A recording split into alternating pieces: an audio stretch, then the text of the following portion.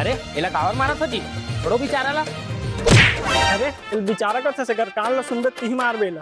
का करे ते में? हाँ 1 घंटा पहले की बात है भैया, ये जब मोर दुकान में आरिस तब। 1 घंटा पहले।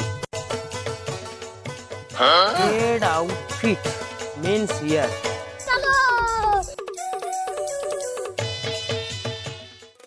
भैया हाँ भैया क्या दिखाऊं? सुन तो भैया, बहुत दिन से कुछ खाया नहीं हो, कुछ खाए के दे देना।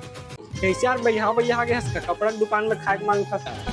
कुछ तो दे दे भैया, खाए बार बड़ भूख लागत। अरे भैया टिफिन रिप लग खा दो तो काला दो बता अब मैं।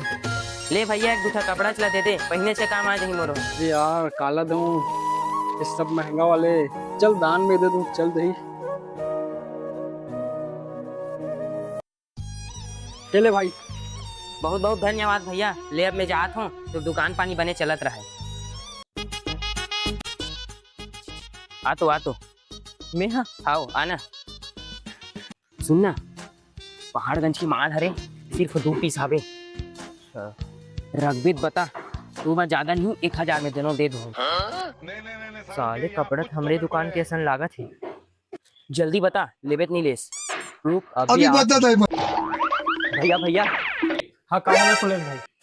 भैया हमारे दुकान के आगू में एक जन कपड़ा बेचा थे और कपड़ा हमरे दुकान के सन लागत है। चल तो देखते एक कनी। अरे चल तो देखता हूँ साले ला।